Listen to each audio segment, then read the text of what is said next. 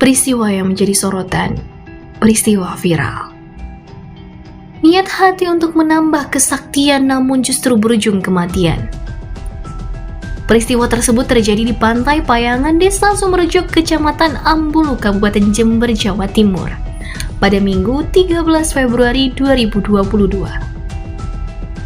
Sebelumnya, 24 orang dari Padepokan Jamaah Tunggal Jati Nusantara yang hendak melangsungkan tujuannya itu sudah meminta izin kepada juru kunci laut, Saladin.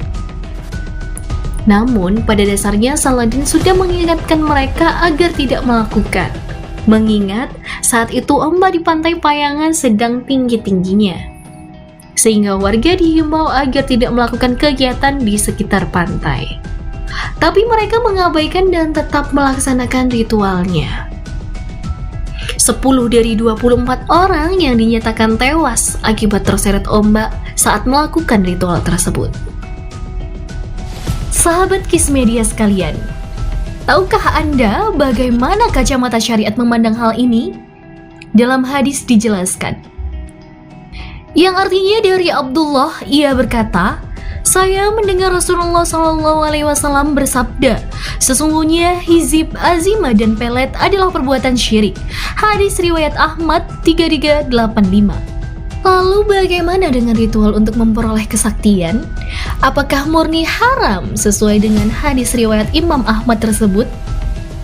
Islam adalah agama yang kompleks. Mari kita cek hadis-hadis lainnya, seperti yang artinya dari Auf bin Malik al-Ajai. Ia meriwayatkan bahwa pada zaman jahiliyah kita selalu membuat azimat dan semacamnya. Lalu kami bertanya kepada Rasulullah, bagaimana pendapatmu ya Rasul tentang hal itu?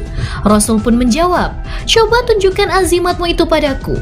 Membuat azimat tidak apa-apa selama di dalamnya tidak terkandung kesyirikan. Hadis riwayat Muslim 4079.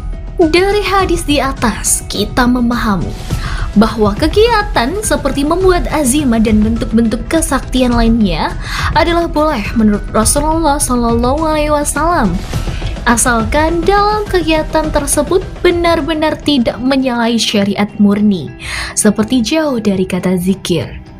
Adapun usaha-usaha untuk menggapai kesaktian dengan berbagai wirid dan zikir dalam Quran atau lainnya yang tidak menyimpang, maka sejatinya diperbolehkan.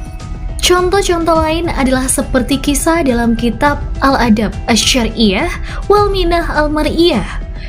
Yang pertama, Syekh Taqiyuddin Ibnu Taimiyah pernah menuliskan Quran surat Hud ayat 44 pada dahinya orang yang mimisan. Contoh yang kedua, Imam Ahmad bin Hambal juga pernah menuliskan basmalah, Al-Fatihah, dan Mu'awwizatain sebab perempuan yang mengadu karena selalu gelisah di rumahnya. Namun, setidaknya kita harus mengklasifikasikan lebih jelas bagaimana sebetulnya kriteria kegiatan semacam ini yang diperbolehkan. Sebagai berikut. Yang pertama, harus menggunakan kalam Allah SWT, sifat Allah, asma Allah SWT, ataupun sabda Rasulullah SAW. Yang kedua, menggunakan bahasa Arab ataupun bahasa lain yang dapat dipahami maknanya. Yang ketiga, tertanam keyakinan bahwa ruqyah itu tidak dapat memberi pengaruh apapun, tapi apa yang diinginkan dapat terwujud hanya karena takdir Allah Subhanahu wa Ta'ala. Sedangkan doa dan azimat itu hanya sebagai salah satu sebab saja.